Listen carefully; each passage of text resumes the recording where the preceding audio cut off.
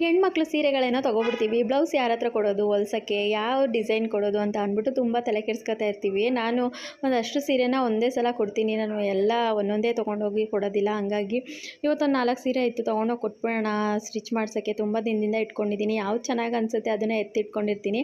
ಈ ರೆಸ್ಟಾರೆಂಟ್ ಸ್ಯಾರಿ ಅಂತೂ ತುಂಬ ವೈರಲ್ ಆಗ್ತಿದೆ. ಸರಿ, ನನ್ನ ಹತ್ರ ಈಗ ಆರೆಂಜ್ ಕಲರೇ ಇರಲಿಲ್ಲ, ಈ ಸಲ ಅಂತೂ ಆರೆಂಜ್ ಮಯ ಆಗಿಬಿಟ್ಟಿದೆ, ಎಲ್ಲ ಆರೆಂಜೇ ತೊಗೊಬಿಟ್ಟಿದ್ದೀನಿ ಅಂತಲೇ ಹೇಳ್ಬೋದು.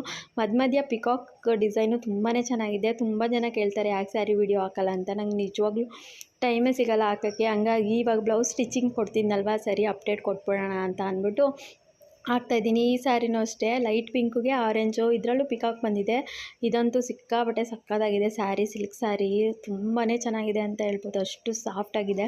ಬ್ಲೌಸ್ ಎಲ್ಲ ನಾನು ನಮ್ಮ ಮನೆ ಹತ್ರ ಇರೋ ಇಲ್ಲೊಬ್ಬರು ಅಕ್ಕ ಇದ್ದಾರೆ, ಅವ್ರ ಹತ್ರನೇ ಕೊಡ್ತೀನಿ. ನಾನು ಯಾವ ಡಿಸೈನ್ ಹೇಳ್ತೀನಿ ಅದನ್ನು ತುಂಬ ಚೆನ್ನಾಗಿ ಸ್ಟಿಚ್ ಮಾಡಿಕೊಡ್ತಾರೆ.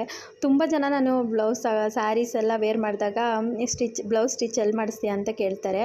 ಹಂಗಾಗಿ ನಾನು ನಿಮಗೂ ಯೂಸ್ ಆಗ್ಬೋದು ಅಂತ ಹೇಳ್ತಾ ಇದ್ದೀನಿ. ಇಲ್ಲೇ ನಾನು ಯಾವುದೇ ಬೊಟಿಕ್ ಹತ್ರ ಕೊಡೋಲ್ಲ, ಮನೆ ಹತ್ರನೇ ಸ್ಟಿಚ್ ಮಾಡಿ ಕೊಡ್ತಾರೆ. ನಾನು ಯಾವ ಡಿಸೈನ್ ಹೇಳ್ತೀನಿ ಆ ಡಿಸೈನು.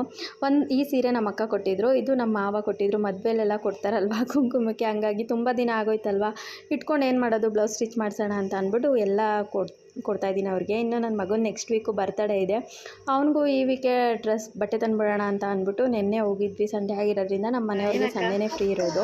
ನಮ್ಮ ಪಾಪ ಈ ಪೋಸ್ಟ್ ಎಲ್ಲ ನೋಡ್ಬಿಟ್ಟು ಅಕ್ಕ ಅಕ್ಕ ಅಂತಿದ್ದ. ನಂಗೆ ಒಂಥರ ಖುಷಿ, ಅಕ್ಕ ತಂಗಿ ಅಂತ ಅಂದರೆ ಏನೋ ಒಂಥರ ಸೆಂಟಿಮೆಂಟು. ಹಂಗಾಗಿ ಆ ಪೋಸ್ಟ್ನೇ ಅವನು ಅಷ್ಟು ಖುಷಿ ಪಡ್ತಿದ್ನಲ್ಲ ಅಂತ ಅನ್ನಿಸ್ತಿತ್ತು.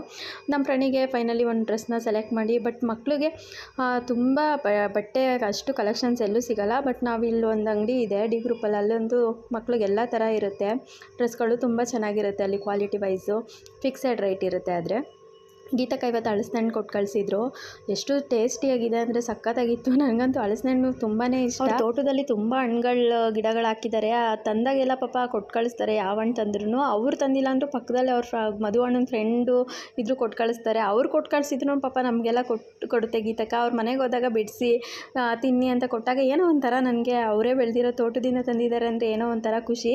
ಇನ್ನು ಹಲಸಿನ ಗಿಡನ ತುಂಬ ಜನ ನೆಡಬಾರ್ದು, ನೆಟ್ಟಾದ್ಮೇಲೆ ತೀರೋಗ್ತಾರೆ ಅಂತ ಹೇಳ್ತಾರೆ. ಅಷ್ಟೊಂದು ಮೂಢನಂಬಿಕೆಯಲ್ಲಿ ಜನ ಇನ್ನೂ ಬದುಕ್ತಿದ್ದಾರೆ ಅಂತಲೇ ಹೇಳ್ಬೋದು.